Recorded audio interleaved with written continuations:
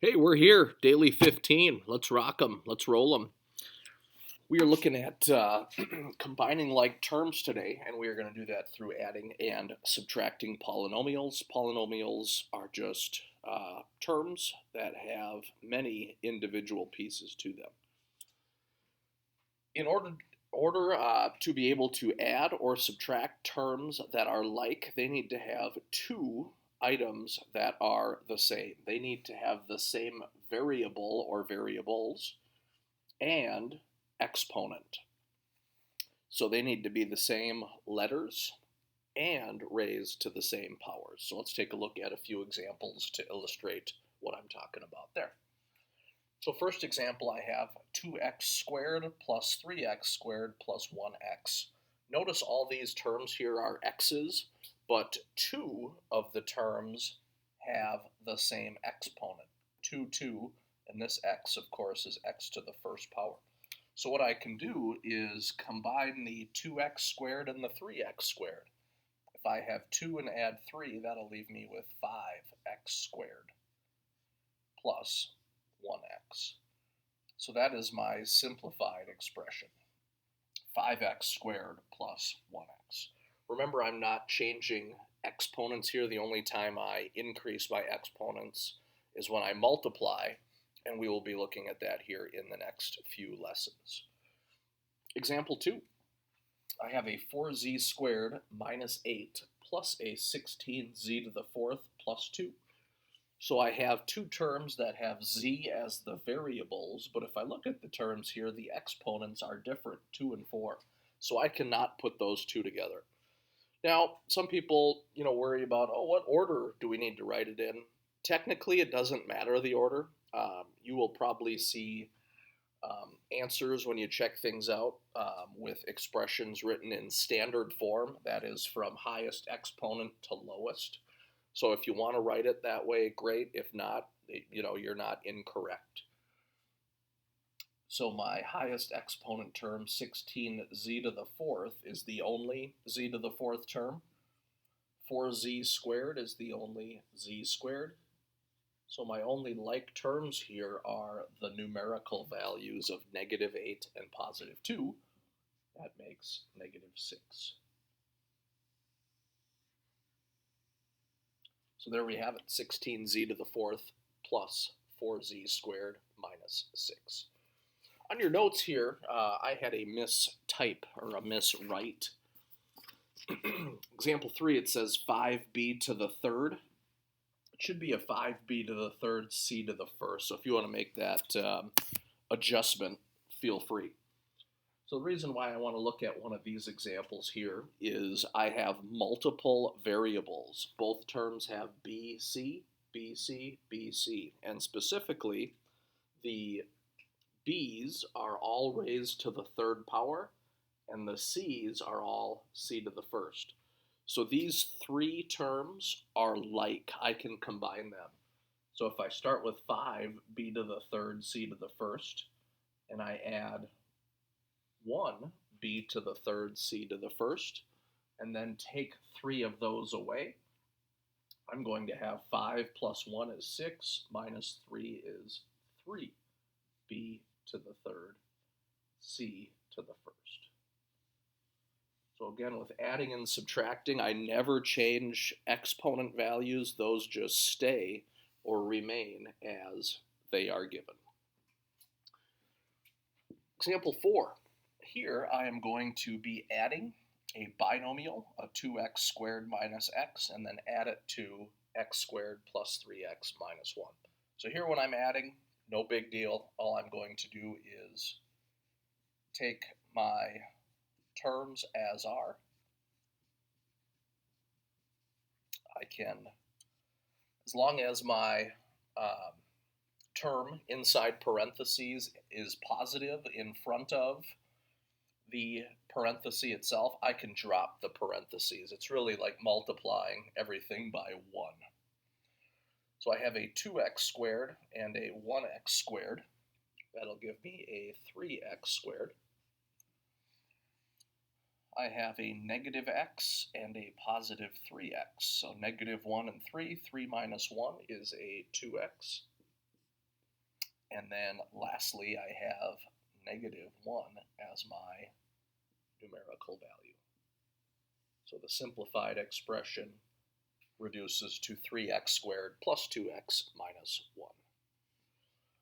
Similar here with example 5, notice I have a positive expression inside parentheses and a positive expression here. So a 5a to the third plus 3a squared minus 6a plus 12a squared plus 7a to the third minus 10a. All right, let's look for those like terms. 5a to the third, and I have a 7a to the third, so that'll give me 12a to the third, 12a cubed.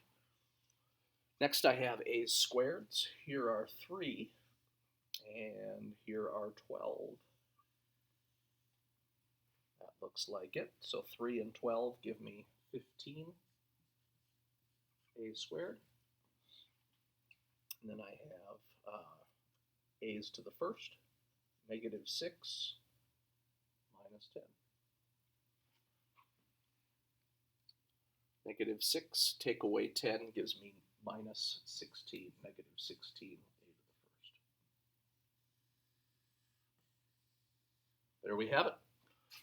The next two examples, we got to be careful when I have a subtraction sign in front of parentheses, is I need to remember to distribute or bring that minus sign to all terms inside the parentheses. So there's no minus sign in front of my first parentheses set, so that just stays a to the fourth minus 2a. But here I'm going to go minus 3a to the fourth, and then careful, minus negative 3a becomes plus 3a. Again, negative to a negative makes positive, and then minus 1. So now I'm going to put these terms together. I have a 1a to the fourth, take away 3, so that'll be negative 2a to the fourth, negative 2a, and positive 3a. 3 minus 2 is 1a, and then I have my lone integer, negative 1. Last kind of crunch and munch example, then we'll look at perimeter examples to be able to connect to a geometric concept. So again, first parentheses set here, no minus sign in front of it, so I can just drop the parentheses, negative 7h squared minus 4h plus 7. Then I'll bring my minus sign into all three terms, so minus 7h squared, and then minus negative becomes plus 4h, and then I'll go minus 11. So I've got negative 7h squared minus 7h squared, so negative 14h squared. Watch out, negative 4h plus 4h. I have 4 and take 4 away, these will make 0.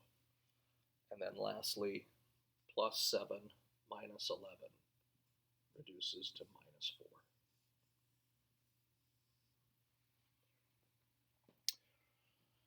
Perimeter connection here, we have a rectangle and a triangle. Perimeter, again, it doesn't matter what the figure is, I'm just going to add up the distance around all sides. So my first shape here, my rectangle, opposite sides are congruent. So if I add all the sides together, if you want to write it down, go for it. So we got 2x minus 7 plus x plus 2 plus 2x minus 7 plus x plus 2. So my total number of x's I have are 2, 3, 4, 5, 6. So 6x, and then numerically I have negative 7 plus 2 minus 7 plus 2. So negative 7 and 2, negative 5. Negative 5 minus 7, negative 12. Negative 12 plus 2, negative 10. So 6x minus 10 units would be the perimeter of that rectangle. And then finally, for my triangle, same concept. Here I only have 3 sides though, one less side to add. So I've got my height, 2x, plus the base, x minus 3, and looks like a right triangle. So if it were a right triangle, I'd add the hypotenuse, or we can call it the diagonal side. I have 2x and 1x, 3x, 3 and 3, gives me 6 x's. And then numerically, I have negative 3 plus 1 is negative 2. So 6x minus 2 units would be the perimeter of my triangle. Again, not difficult stuff here, but you just have to pay close attention to details to make sure that you have both the same variables and same exponents to be able to put like terms together. Fly on, have a great day.